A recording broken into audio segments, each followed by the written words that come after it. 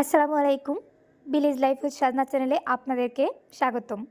আজকে আমি আপনাদের সাথে শেয়ার করতে যাচ্ছি বড়ইয়ের টক ঝাল মিষ্টি আচার। তো আমি গাছ থেকে বড়ইগুলো পেড়ে নিলাম।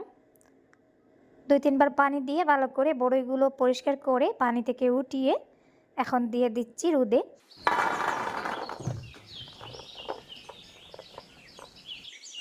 আচারের স্পেশাল মশলা হিসাবে আমি এখানে 5 ফোড়ন আর কিছু শুকনো মরিচ নিয়েছি।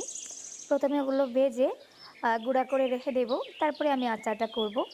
তো যাই হোক, আপনারা দেখতে থাকুন আর রিকোয়েস্ট করব স্কিপ না করে ভিডিওটা শেষ পর্যন্ত দেখার চেষ্টা করবেন। আর যদি ভিডিওটা ভালো লাগে তাহলে প্লিজ লাইক, কমেন্ট এবং সাবস্ক্রাইব করতে পারেন। দিয়ে দিলাম সরিষার তেল, আবারও দিয়ে দিচ্ছি কিছু গোটা 5 ফোড়ন এবং শুকনো মরিচ।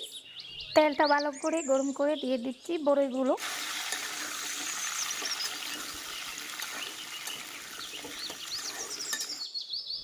তিন চারটে রসুন কোয়া খোসা আলাদা করে দিয়ে দিলাম।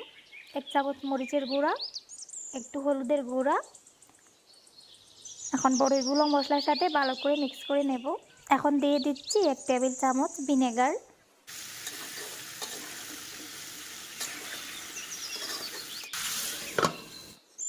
বড়ইটা আস্তে আস্তে গলতে শুরু করে দিয়েছে। আমি এখন দিয়ে দিচ্ছি 1 কাপ চিনি।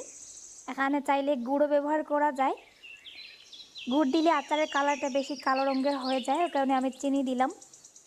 আপনারা আপনাদের পছন্দের মতন দিতে পারেন।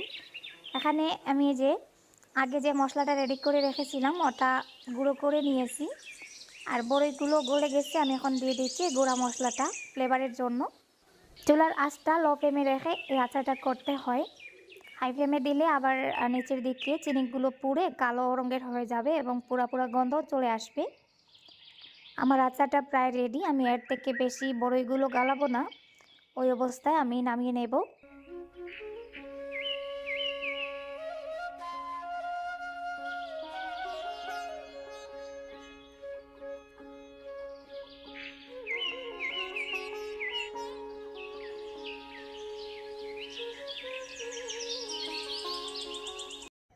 আধ ঘন্টার মতন রেখে বড়ইগুলো আমি ভালো করে ঠান্ডা করে নিয়েছি। এখন একটা কন্টেনারে ভরে রেখে দেব। তো আমি বড়ইগুলো একটু আস্তে আস্তে অবস্থায় রেখেছি। আপনারা চাইলে আরও একটু গলিয়ে তারপরে চিনি দিতে পারেন। তো আমার এভাবে ভালো লাগে তাই আমি এভাবেই রাখলাম। আজকের ভিডিওটা এই পর্যন্ত। এতক্ষণ কষ্ট করে আপনাদের মূল্যবান সময় বের করে ভিডিওটা দেখার জন্য অসংখ্য ধন্যবাদ।